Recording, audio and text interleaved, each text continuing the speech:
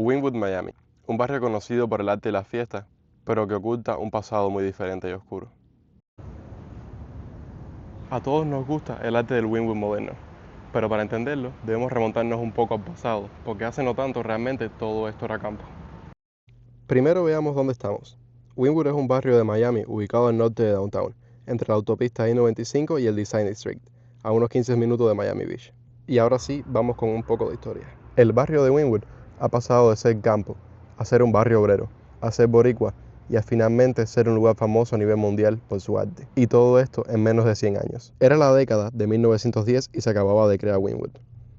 No era más que tierras de cultivo que fueron compradas por dos hombres, Josiah Shiley y Hugh Anderson, de los primeros urbanistas del norte de Miami, quienes demarcaron esta zona, que aún no tenía nombre, y la vendieron en lotes residenciales para la clase media. El problema de no tener un nombre lo solucionaron fácilmente con un concurso para elegir el nombre y el ganador se llevaría una porción de tierra de la zona. Ganó una mujer llamada S.H. Ward, o eso es lo que se encuentra de nombre, y el nombre que propuso fue Wynwood, con una D, pero con el tiempo la D se perdió y terminó siendo solo Wynwood. En 1920, Wynwood era un barrio de clase trabajadora que tomaba relevancia por la llegada de almacenes de empresas importantes como Coca-Cola o como el American Bakery Company. Llegada la década de los 50, el barrio empezó a recibir migración puertorriqueña en grandes cantidades, desde la isla e incluso de otras partes del país como Nueva York, de que salieron buscando rentas más baratas y oportunidades de trabajo al igual que el resto. E incluso se le llegó a conocer como Pequeño San Juan, y a día de hoy la influencia puertorriqueña es muy notoria. Grafitis en la calle, parques nombrados en honor a Roberto Clemente y mucha población que aún se mantiene viviendo en la zona. En 1959 y en los 60 llegó una gran ola de migración a Miami, pero esta vez desde Cuba. Y en Wynwood los cubanos fueron parte importante de la mano de obra en la industria local, que dejaba un poco de lado las fábricas y daba espacio a la venta de minoristas. El barrio estaba lleno de fábricas de textiles, pero estas fueron poco a poco desplazadas por locales de venta minorista, que también era de textiles. El motivo de la mudanza fue la búsqueda de menores valores de renta e impuestos, ya sea en Estados Unidos o en el extranjero, ya que la renta subió debido a la cercanía con Downtown Miami, y la creación de la autopista I-95 y la I-195 encerraban al barrio y resultaban en problemas como tráfico intenso que dificultaba el transporte de mercancías, menos espacio para ampliar plantas de producción, mayor costo de transporte y almacenamiento. A finales de los 70, Wynwood era un barrio diverso de la clase trabajadora, reconocible por la venta de textiles, pero la reputación empezaría a cambiar por muchas razones. Un creciente problema con las drogas, las áreas abandonadas por las fábricas, la falta de empleo, que incluso dejaba el desempleo en porcientos cercanos al 30, y la creación de autopistas daban una peor imagen. No suficiente con esto, Miami en general entraba en una época que muchos llamaron la Cocaine Cowboys era. Desde el 79 al 86, Miami fue el punto principal de la entrada de cocaína a Estados Unidos, con el cártel de Medellín como protagonista.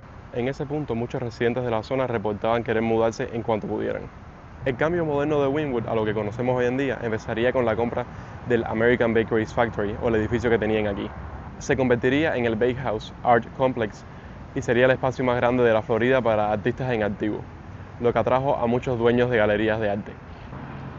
Eso nos lleva a hablar de la persona que terminaría de cambiar Wynwood. Tony Goldman, quien entre otras cosas fue un hombre exitoso en bienes raíces, en los 2000 vio potencial de la zona y colaboró con Jeffrey Deitch, un vendedor de arte, para crear una colección permanente de murales a la que se le sumó el Art Basel, una feria de arte muy importante, que en 2009 tomó lugar en Miami. Además de esto, compró más propiedades abandonadas e incorporó negocios como restaurantes. Y aunque Goldman murió en 2012 a los 68 años de un fallo cardíaco, dejó a Wynwood listo para lo que es hoy en día. El barrio siguió creciendo en la industria del entretenimiento. Hasta el día de hoy, Wynwood no para de tener nuevos bares, restaurantes, clubes nocturnos, lugares para conciertos, e incluso nuevos museos y todo tipo de entretenimiento.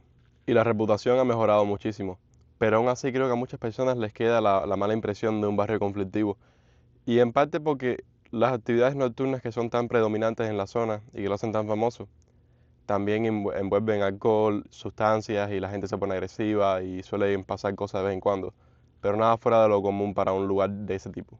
También hoy en día, Wynwood atrae mucha inversión de la vivienda. Miami es una ciudad que crece muchísimo.